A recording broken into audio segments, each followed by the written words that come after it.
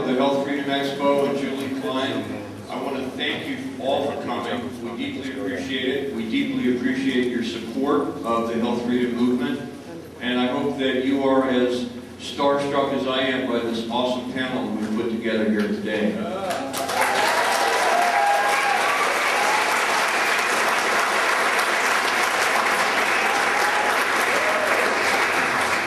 Now, we have a gentleman who's going to be coming out here in a minute to moderate. A couple of you may have heard him on the radio, and he's going to be here in a second.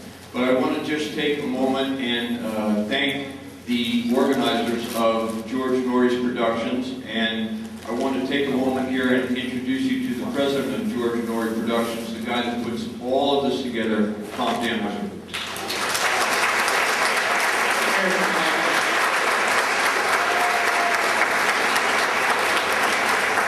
There are really a lot of nice people at the luncheon, and this is a really great crowd. Give yourselves a big round of applause just for coming in.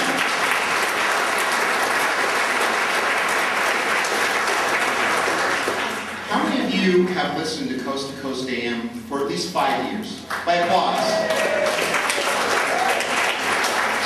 By applause, 10 years or more. Well, your host for the panel today is a 3-time Emmy Award winner, and you listen to him probably 5 nights a week. Ladies and gentlemen, put your hands together for Mr. George Noory.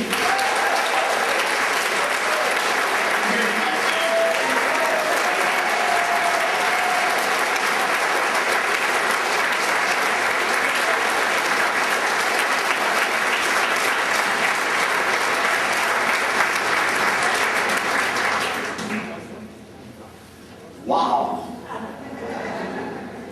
What a big group.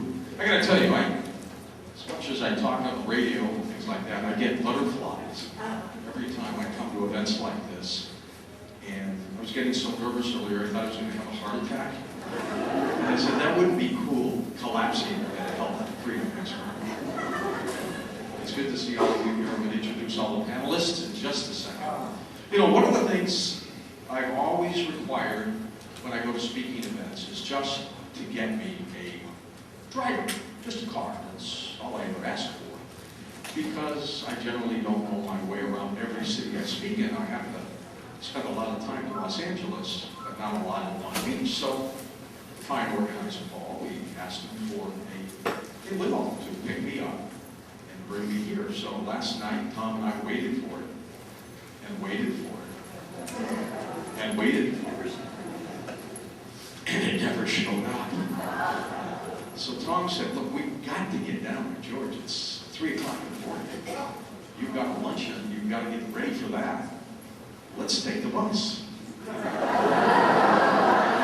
Tom, I do not want to take the bus all the way down to Long Beach. He said, we don't have any other choice. So we hailed the first bus at 3 o'clock. It is a senior citizens tourist bus. Loaded with senior citizens. God love anybody over the age of 80. But it was packed with senior citizens. So I'm sitting there right in front, next to the driver, Tom. And off we go to Long Beach. And as we go, every 15 minutes, this little old lady gets up with a handful of peanuts, shuffles her way to the front, and hands them to the driver, who just grabs them and eats them as he drives. Now this must have happened 3 or 4 times. She'd go to the back. 15 minutes later, she'd come back up, hand him some peanuts, he'd eat them, and back she'd go. Finally, the bus driver said to her on the 4th trip out, lady, don't you like peanuts? He said, oh, we love peanuts. We just don't have any teeth. We can't chew them. We just like to suck that chocolate off them.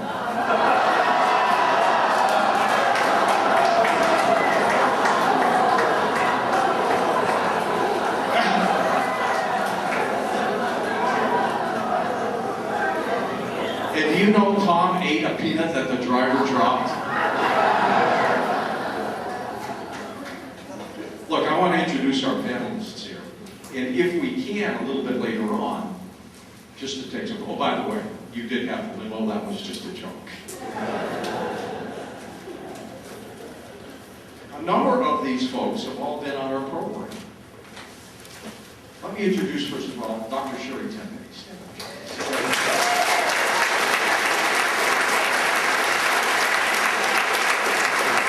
Sherry is the director and founder of OsteoMed. It's based in Cleveland, Ohio. She's been doing this since 1996 to provide the best alternative medicine and health for a number of people. She is a staunch advocate on people learning their own medicine, what vaccines not to take. She's been an integral part of Coast to Coast AM. Probably, I think, one of the most knowledgeable people about vaccines. Dr. Sherry. Thank you, Sherry.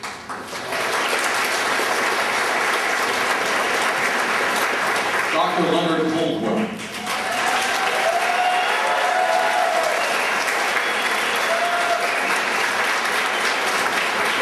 Author, lecturer, radio and television personality in his own right.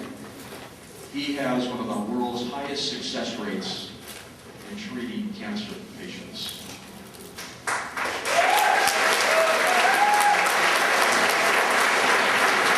He's the author of the book, The Only Answer to Cancer. He was on our program a couple times now. How many emails did you get? The very first time I was on Coast to Coast with George, I got 144,000 emails the same night. Our websites broke down for a week. Google shut off my accounts. And I had 55,000 members that signed up for my newsletters the same night until they shut everything off. Thank you, George. It's all you. And you know what? I bet he's been answering every email. Kevin Trudeau.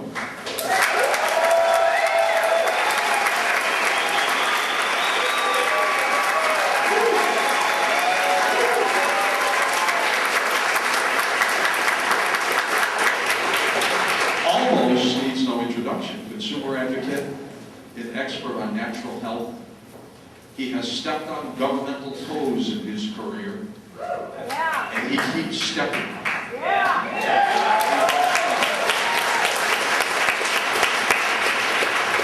Former corporate government insider.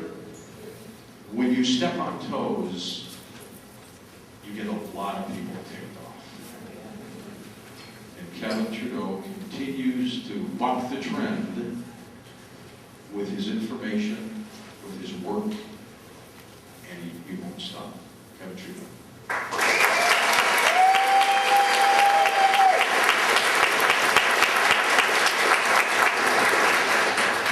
We have noted attorney Jonathan E. Moore in the house.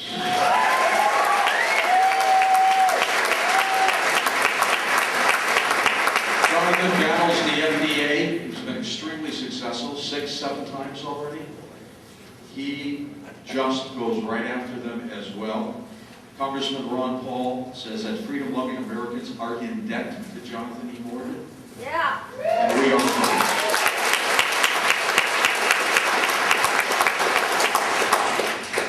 He looks at the FDA and they cringe.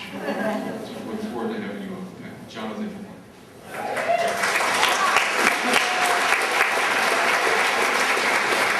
A long time ago in a far-off land, a friend of mine said, hey, you got to read this book, Men Are From Mars, Women Are From Venus. And I went, just what I want, another alien book to read. Well, I opened it up, and it wasn't about aliens, it was about us. Jonathan Bray was the author.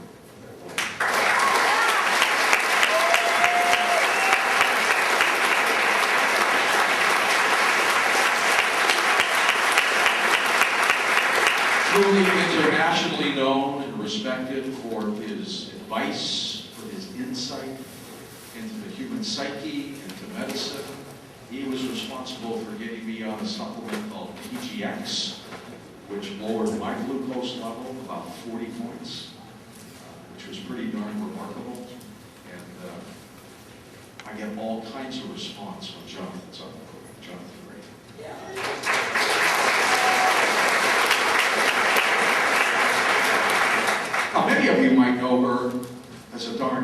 actress. But Daryl is far more than just that. She has a passion. She has turned her belief system into her lifestyle for the past 20 years. She has created a low-impact lifestyle using biofuel in her car. She was on the program with me about a year and a half ago to talk about biofuels. She reclaims water using rainwater. You're going to have to teach us how to do that. She writes, lectures, endorses produced biofuels, and of course, as I said, a great actress as well. Daryl.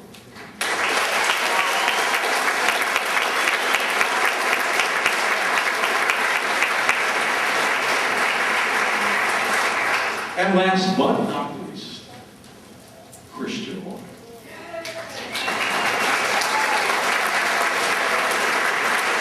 The world is quickly beginning to understand the work of Christian Oil. His website, myheartbook.com. He has helped numerous people with an incredible story of a coast-to-coast listener who could barely walk 20 feet because of his heart problems. 20 feet. Christian was able to get in touch with some doctors who are cutting-edge technology. How far is the guy walking now? He's doing a 15-minute walk. He had 7 heart attacks. We got stem cells from his leg muscle, skeletal myoblast cells, and he is a new man. And I so honored, sad that we can't hold into you one night. He's had 4 heart attacks, and he is dancing 4 hours.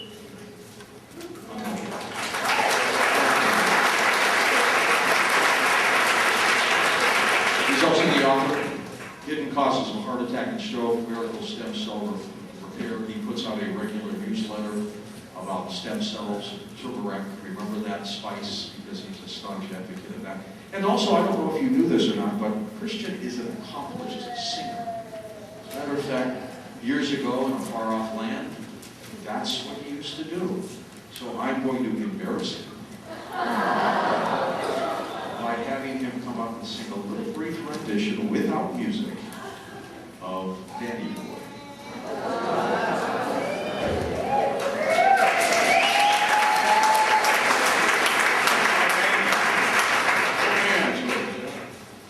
Well, one night on the show, you might recall, a couple of years ago, George surprised me because I had given a cut of Danny Boy to Tom Danheiser. And it was St. Patrick's Day, and lo and behold, up comes Danny Boy. What a shock for me. And so we had such a response that I went ahead and finished a CD, an album, 14 songs. I left that world to concentrate on helping people with cardiovascular disease. At the time that I started, I knew that 50% of all heart attacks were happening to people with normal cholesterol. I took 5 years out of my life, I shut down my business, and I wrote that book. The subtitle was Inflammation, Cardiology's Newest Frontier. And at that time, nobody was talking about it. And that's where I got into this health business. Okay, let's see. Oh, Danny boy, the pipes are calling from glen to glen and down the mountainside. The summer's gone and all the roses are in. It's you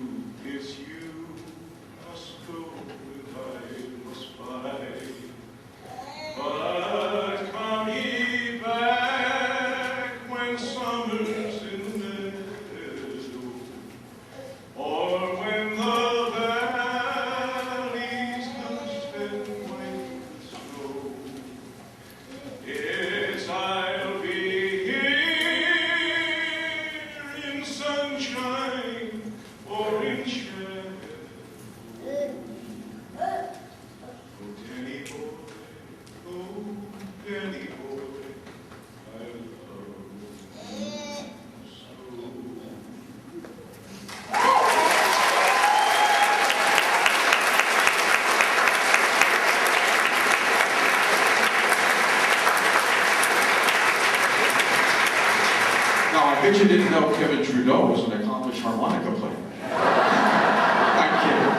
I'm kidding. Look, you are all here because you care about your health. You care about what you put in your body and how long you can survive.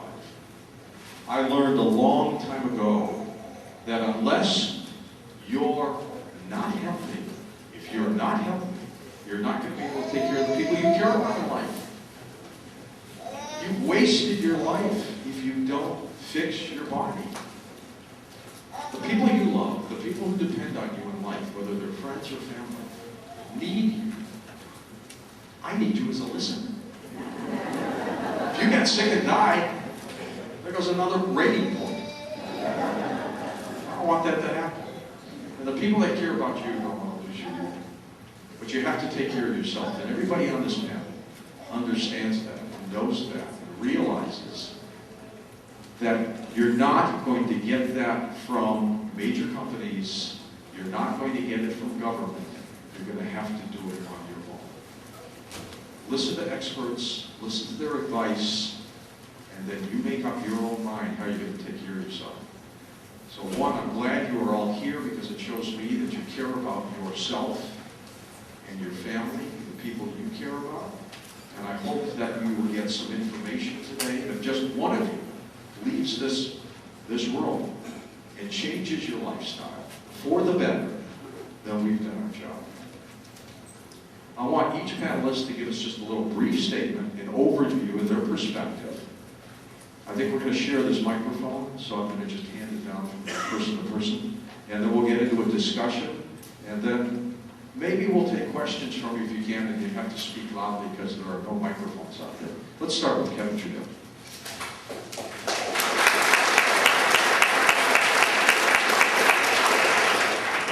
Thank you very much. By the way, I will be speaking tomorrow in this room at 2 p.m. My basic perspective on health is this. I haven't taken a drug in any form, prescription or non-prescription, in over 25 years. I think more important than that, I have been sick in over 25 years. People say, well, what do you do if you get a headache? I said, I don't know, I haven't had a headache. What would you do if you had a headache? I said, well, I wouldn't take an aspirin because a headache is not an aspirin deficiency. So I wouldn't be taking some drug. The real thing I think most people miss, and I talk to so many people who have some health issue or health concern, is you're always looking for the cure. The cure. What can I do to cure it? What can I do to cure it? What can I take? What pill can I take? What can I do to cure it? Instead of asking what caused it. And I think that's really the issue. So my perspective, and we at the panel here all concur on most things, with different perspectives, of course. But my basic perspective is, what is causing the problem? It's like the guy who goes into the doctor and says, doctor, every time I hit my foot with a hammer, it hurts. What's the cure? Well, stop hitting your foot with a hammer. So people don't understand sometimes when they have issues. They have acid reflux, they have pain, they have cancer, they have dandruff, they have acne, they have colitis, they have insomnia, they have depression, and they're looking for some pill to take to solve the problem instead of asking, what is causing this? And if you look at what the causes are, nutritional deficiencies, toxins, exposure to electromagnetic chaos, and the number one most important cause of everything, your thinking, your thoughts, mental and emotional stress, which causes more illness and disease than all the other three combined by a factor of 100.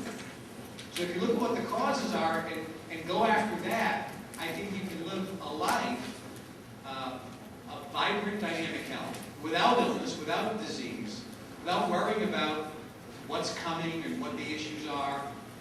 Without that worry, you can live so long. The perfect example is George Burns. He says, I smoke 5 cigars a day and drink 3 martinis every day.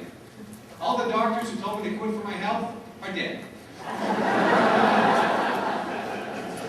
So certainly not a prescription for health, but I think it shows that the mind and the thoughts are even more important than anything else. Thank you very much.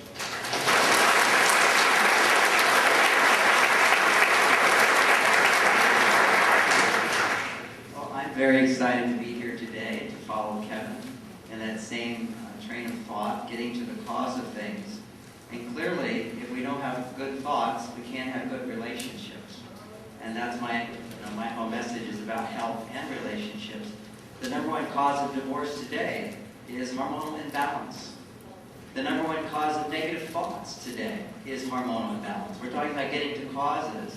If you're feeling anxiety, you're putting poisons into your system. More poisons than anything else. Just feeling anxiety, feeling angry, feeling upset, feeling annoyed, feeling irritated. That's what's producing huge amounts of toxic acids in your system, throwing your system into a fight or flight response. And what I found in relationships, I can teach couples, individuals, good relationship skills. Great stuff. They've all read Men Are from Mars, Women Are from Venus, all my other books along with it. But if they eat the wrong things and their hormones go out of balance, suddenly they can't remember anything I taught them. And even if you can remember it, you can't control yourself. Because when you're under stress, when your hormones are not being produced and you experience stress, blood flow stops to the front part of your brain. As a matter of fact, all we have to do is mention politics or religion, and blood flow stops to the front part of your brain. What we want is blood to go to the front part of the brain so we can make good decisions, we can feel good, and our mind will have great control over our body, and our body will support good mental activity. And what I've seen is there's a whole new knowledge about hormones. What we're learning is what we intuitively do is our hormones directly affect our thinking and our feelings and our behaviors. So reading all the literature and all the studies over the last 15 years on hormones, again, we see hormones are a problem, but everybody thinks, okay, the answer to that is to take hormones.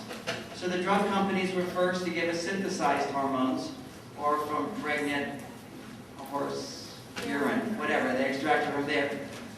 And then the health study had to be stopped because the risk of cancer was there. It was too dangerous. I teach a class at Stanford with a woman who did that study. And what she found is that dementia, premature dementia was setting in for people taking these hormones. Now, many people get the good symptomatic relief, but guess what? We're not designed to take in hormones. We eat food, vitamins, minerals, nutrition, all that stuff. We have to detoxify the body. That's how we stay healthy, not by taking hormones. So then the next wave, which many of you may be very open to, is bioidentical hormones. Another cell. It's natural. It's bioidentical, and it comes from yam. How harmless could it be? Well, it's a process that they put it through that nature doesn't put it through, and you end up with a product that humans have never experienced before, which is massive concentration of hormone, which sometimes can help symptomatically, but as Kevin was just saying, we're not getting to the cause. Why do we not make enough hormones? Here's an example, real easy, and this is I'm going to do my plug now. Venus on Fire, Mars on Ice, which is all about hormonal imbalance between men and women. Women, you know the estrogen-progesterone cycle. You hear all about it. You take this much estrogen, you take this much progesterone. Put very simply, when your estrogen levels rise, your brain speeds up. When your progesterone levels rise, your brain calms down. Now, what did 99% of the women in this room experience under stress? Your brain speeds up. Let me see a show of hands. How many women can relate to that? You lie down, your husband's sacked out. Your brain's going like this and this and this and this. This is called estrogen dominance. Is it also weight gain? Why am I putting on these extra pounds? Estrogen dominance. Estrogen puts on pounds, progesterone takes pounds off. So why are women so deficient in progesterone? Is that when you're under stress, your body makes the stress hormone cortisol out of progesterone. Progesterone is that calming hormone. So John Lee did great work telling women, just put a little progesterone cream on, and you'll calm down and got better results and so forth. But once again, as soon as you take a hormone, your brain says, don't make it anymore. And that's why you have long-term side effects of taking hormones. I've seen women, one of the symptoms of hormonal imbalance would be depression in women or overthinking. One simple supplement that I'll talk later when I have more time to talk about, that I talk about in the book. One simple supplement in a week goes away, just by providing the right support to the body to make those hormones. Get down to what your body needs to make those hormones. So for men, okay, not just, men will hear the title of my book, Hormone Balance, for Life, Love, and Energy. Men immediately go, oh yeah, women need that. Men need that. Are you kidding? The average 40-year-old man, this guy exempt and me exempt. I don't know about you guys. But we tested them. The average in America, you may be exempt, some of you, go to a health conference. The average average American male has the testosterone levels at 40 years old of a 70-year-old man. Now, why did that happen? That's estrogen dominating testosterone.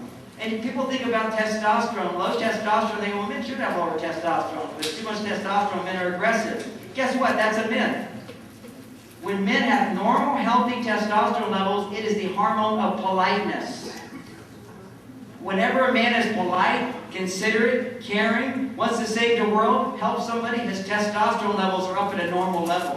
When a man is grumpy, irritable, moody, needy, demanding, the guy you don't want to marry anymore, you wonder, who is that guy? His testosterone levels have gone down. And just, I don't want to go too far in this arena, but when you get men who are violent, the guys in jail, extremely low testosterone levels, high estrogen levels. What causes violence in men is high estrogen. Estrogen makes men, feminizes men so they get their feelings hurt, but they still got men's bodies. You hurt a guy's feelings, he's going to hurt you back. So strong men don't get their feelings hurt easily. You know, basically it's only if your children get hurt you're going to feel something like that. That's estrogen dominance, which is happening to all these needy men who can't make a commitment either. Men can't keep the commitment. Ultimately, they're estrogen dominant. You say you need more women. He says, but I need more, and I'm not getting it, so I'm going. It's like, this is like wimpy men, and it's what's causing it. Kevin would be good at that. Is that, well, all these experts, is a massive amount of estrogen in our environment. This room is filled with xenoestrogens. If you go eat any fast food or any meats, unless they say hormone-free, you're eating birth control pills, estrogen. So women are taking it, men are taking it, we're massively exposed because we have to figure out ways to do it. Another supplement. I went in 1 month from lower testosterone than now to 25% higher than in my early 30s just by doing one supplement. I tell you, have you doing Tonkanali? Did I say you that? Why'd you stop? Oh, I'm going to send you some more. I see men, they come alive with this stuff, and it's proven if you have low testosterone, it will go up 400% in a few weeks. And it doesn't create, it helps your body. It's an herb from Thailand, Bangkok, which helps men to make more testosterone. What I found since I've written this book, and I talk about it, is the women, I just mentioned the women, that it helps increase libido. But women are finding it does way more than that. And suddenly women's stress levels are going down with testosterone as well, increasing testosterone. But we don't want to take testosterone, we want to help our body make it. So we want to help our body to make the progesterone. And also there's another thing on the market, which is amazing. We did it as monk. People don't know my background. 9 years as a celibate monk during my 20s. How does a 20-year-old guy stay celibate? Well, there's an old herb you take. It's called chasteberry. The monks have been using it for thousands of years. I found out after being a monk 9 years, I was the only real monk. All the other guys were fooling around. Did I get gypped? I tell you, the year after being a monk for 9 years, I was a busy guy. Now, this little herb is called chasteberry. Now they discovered that chasteberry increases the receptor sites for dopamine. And when you have plenty of receptor sites for dopamine, just taking a hot shower is as pleasurable as taking care of your own needs. And that's why you can maintain celibacy. So what you get is all these men are addicted to internet porn. 25% of all Google searches are for internet porn. Internet porn makes $98 billion a year, more than Microsoft, Apple, Netflix, eBay, all combined together. It's this whole secret. What is it? It's an addiction. They all need chasteberry extract. Takes it away just like that. It's an amazing phenomenon. It's like, we'll re-stimulate the brain. And women need it too. They get addicted to it. 30% of those people seeking internet porn are women. Overstimulating your brain makes you depend on that. So anyway, those are some of the extra supplements I recommend. I don't want to dominate it. Clearly, I'm dominating a bit. But it's so interesting. Thank you all so very, very much.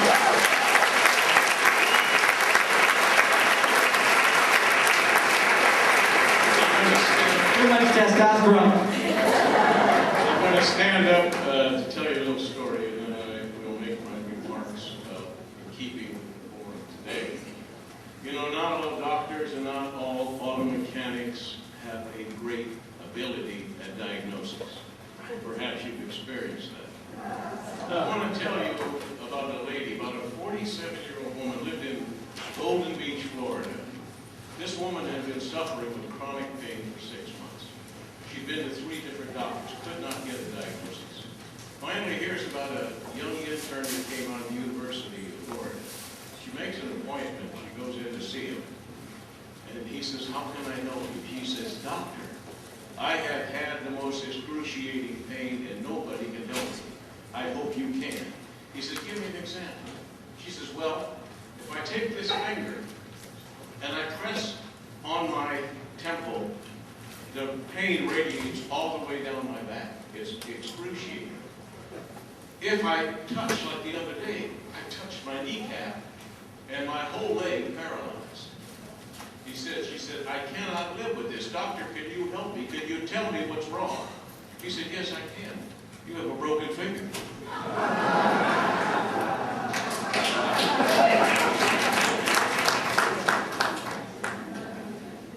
I guess I'm a little confused.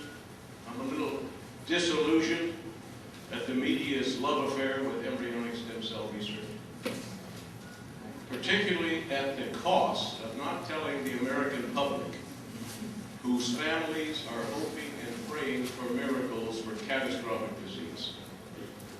It seems unfair. It's almost like picking a dog in the fight, or like picking a franchise, a basketball franchise that you want to support. But this is the most incredible breakthrough in the history of medicine, and it needs to be dealt with and not underreported. For instance, have they told you that there are more than 3,600 FDA trials right now in progress for virtually every disease you can think of using the body's own stem cells? Have they told you that at the University of Chicago, there are 17 of 21 MS patients totally disease-free for 4 years?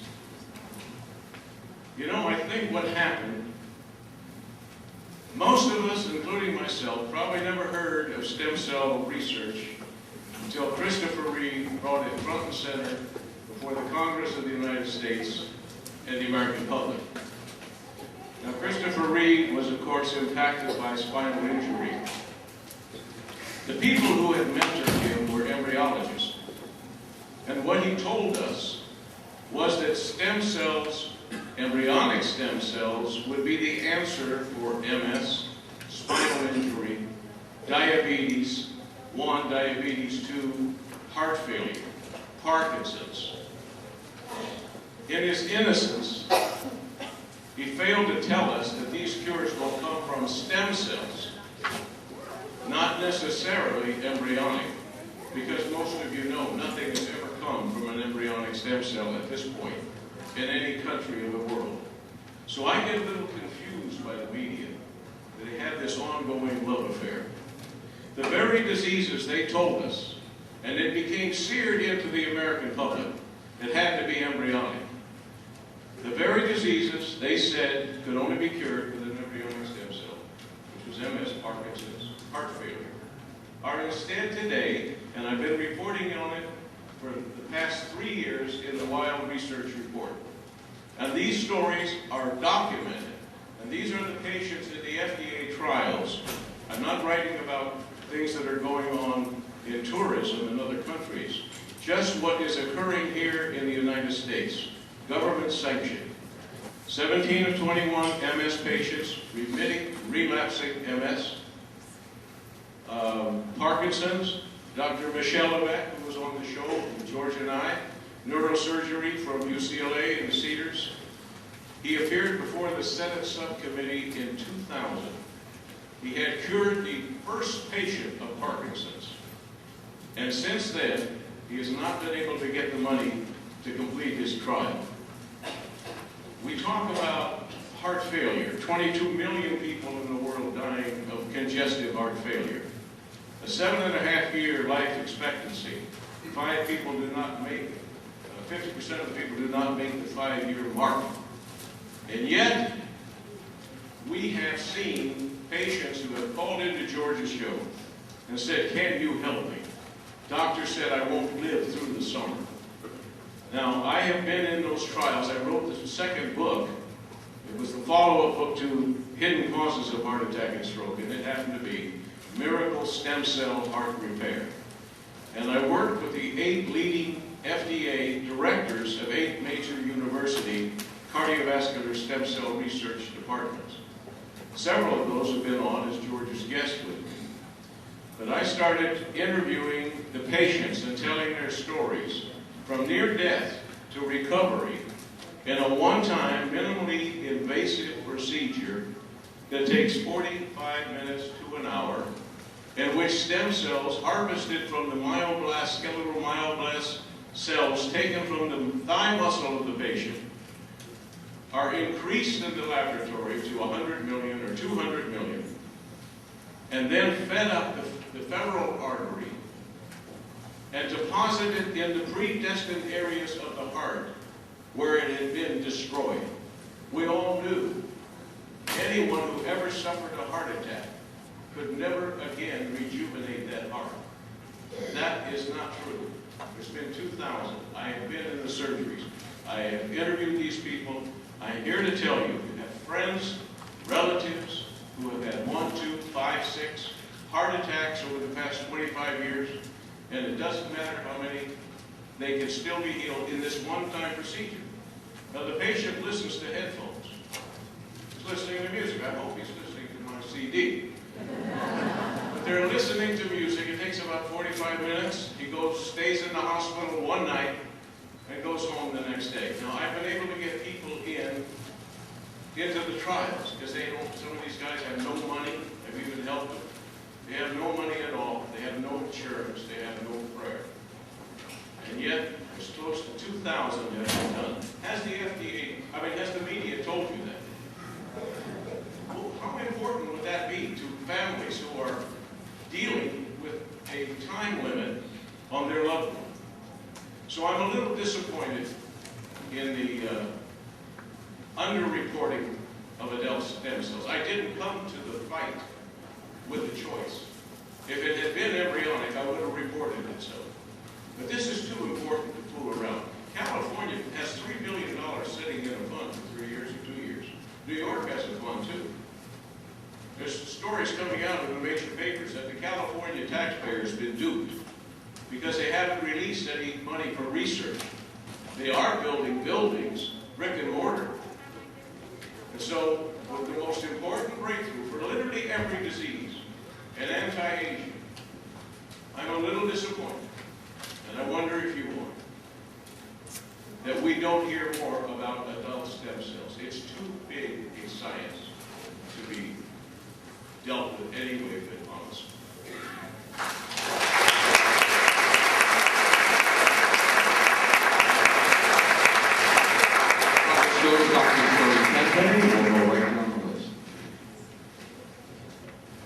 Kind of like the idea of standing up. That was kind of good.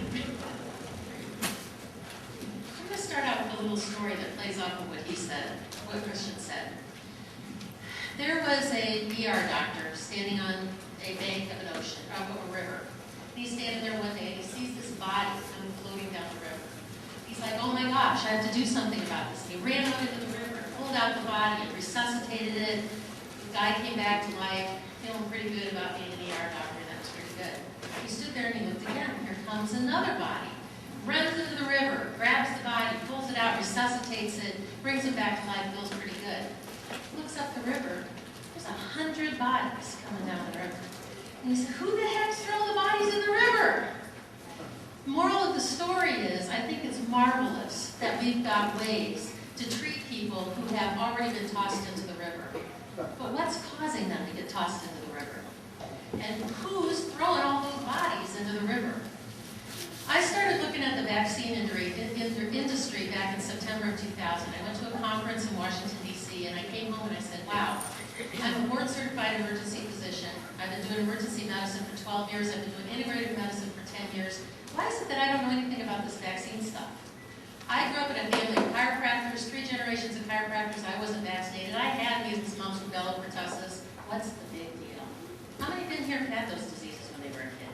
Look, they're all here to talk about it. Nobody died. They're all here. So when I started looking at the problems with vaccines, I came away with some things that the vaccine industry is formed on some false premises. Number one, they assume that every single person is going to be exposed to all of those pathogens. They're not.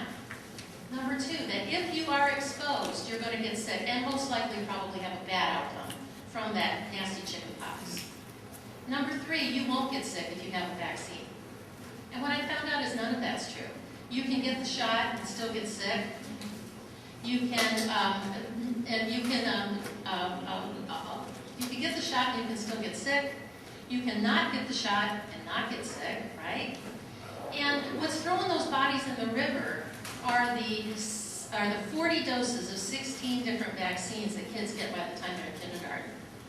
They now get 69 vaccine antigens injected into their body with measurable milligram amounts of chemicals by the time they're 6 months of age. They get 118 vaccine antigens by the time they're in kindergarten. They get 156 by the time they're in junior high. Health doesn't come through a needle. Health is an inside-out phenomenon. And how we have ever bought into the idea that you can get an injection and that's somehow going to keep you well, that's going to somehow prevent you from getting sick. And I'm wondering how many of those people with heart disease are loaded up with mercury from flu shots. Because of course, as soon as they're sick, the doctor says you got to get the flu shot. So a lot of times people will come up to me and say things like this, well, Sherry, I hear you know some things about vaccines. What can you tell me? And I usually say, you better narrow that down because we're going to be here a really long time. That I used to do a 2-day, 16-hour course on vaccines and the problems of vaccines. And so the solution to the whole vaccine problem is just 3 words. Just say no.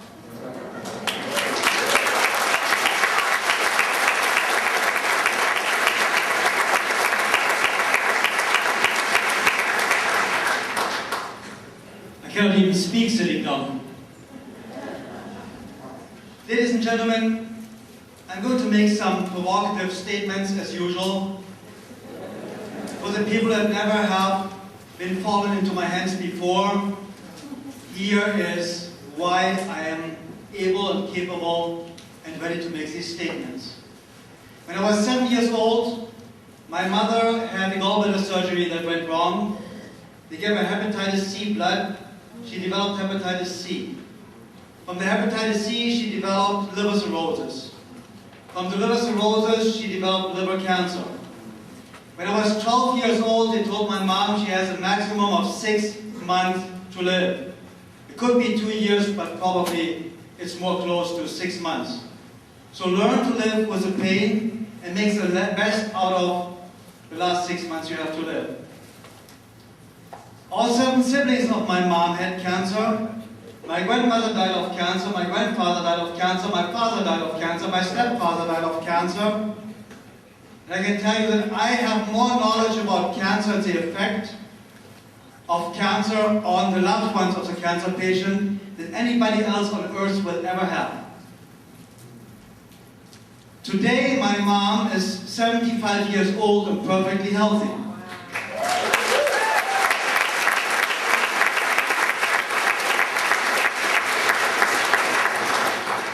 Two independent studies done came to the conclusion that I personally treated 35,000 cancer patients and have a cancer cure rate of 92.3%.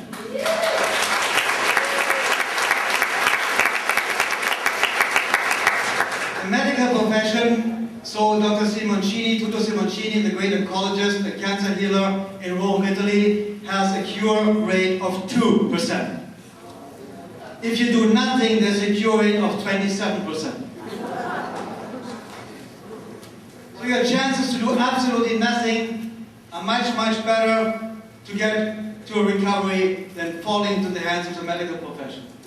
It's not the problem and not the fault of the medical doctor because it's the fault of the educational process.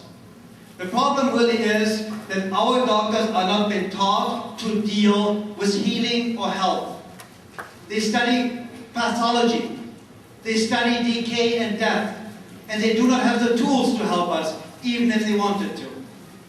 Today I know far more than over 300 natural cures for cancer. Over 300 natural cures for cancer, with no side effects. But ladies and gentlemen, all of this will not help you. Of course, oleander soup, of course, Leonard, of course, everything else out there that is natural, that treats cancer, can get rid of the tumors. That will not cure you from your cancer because your cancer is not your tumor. Ladies and gentlemen, if you are diagnosed with cancer, be happy. Because you have the easiest illness to cure.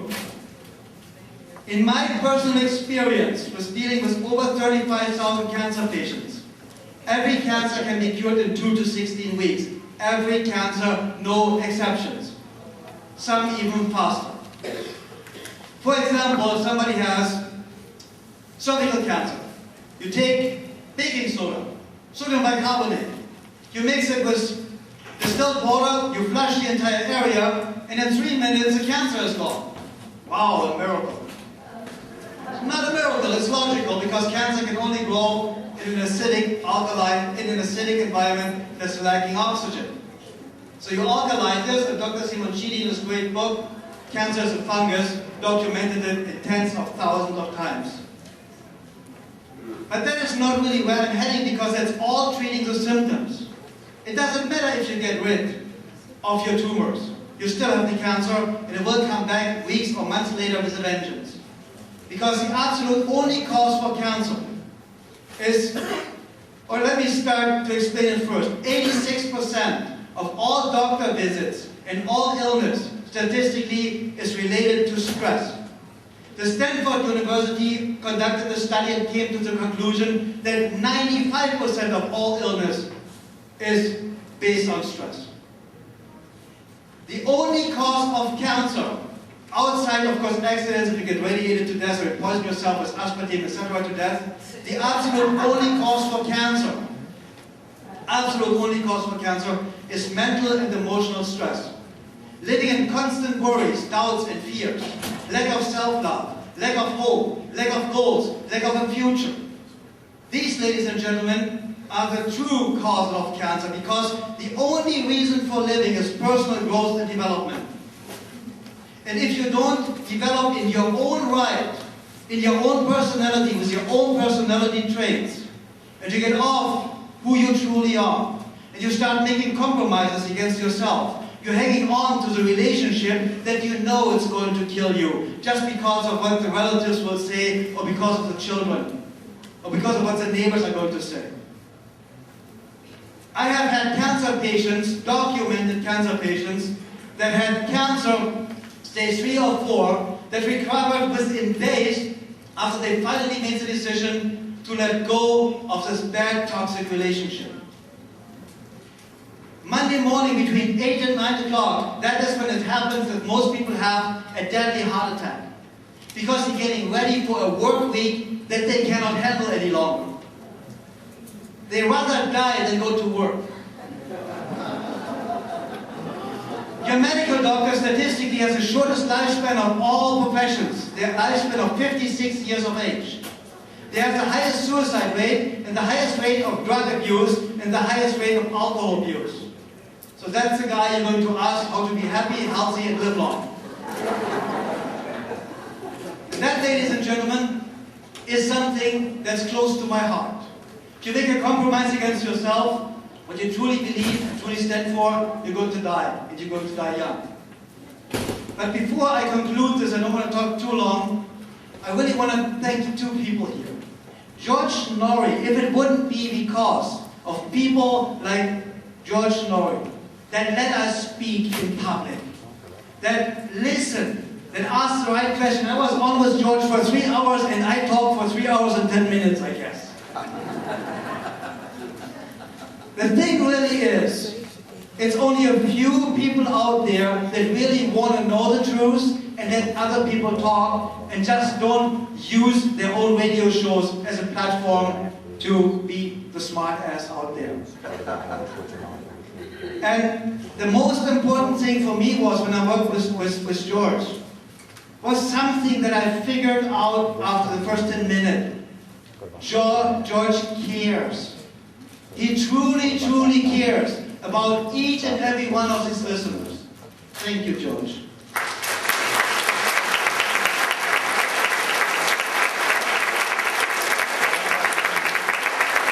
The second person I I want to talk about is a person that really started this entire movement truly from the ground.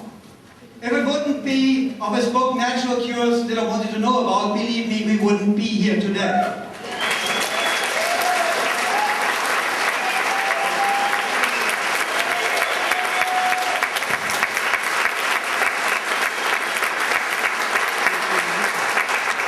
It is the man that started to educate people together with Robert Barefoot about the benefits of calcium. And people started to think, just wait a second, there's a supplement I can take to make me feel better, to get healthier. It was Kevin that started it all. Then his book came out, and do you know, they interrogated me 3 days, 8 hours a day to testify against Kevin, and they offered me $100 million to testify against him.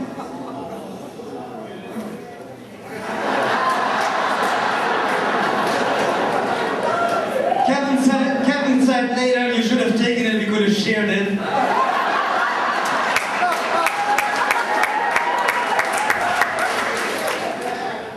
I really officially want to thank one of the greatest friends a human being can have, my dear friend, Kevin Trudeau.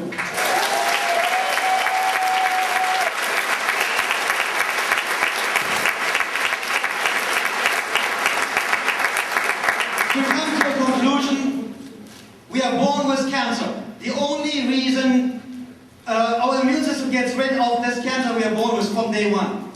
The only reason for every illness is lack of energy. So if you develop cancer, you have to ask yourself, what did I do in my life to cause this lack of energy on a chronic basis that leads to the multiplication of the atrophied, mutated, dead, half-dead cells that we call cancer. And remember, breast cancer, for example, it takes 7 to 12 years for the medical profession to be able to diagnose breast cancer. It goes 7 to 12 years in your breast. And when they finally find it, they want to rush you into surgery before you educate yourself. So they use every trick in the book. Every cancer is curable, fast, easy, and simple. The tumor is nothing else than the symptom. It is not the illness. The illness is in your soul. The illness is in your heart. The illness is in what you do. You change what you do, you change your health, and there is hope for everybody. Thank you very much.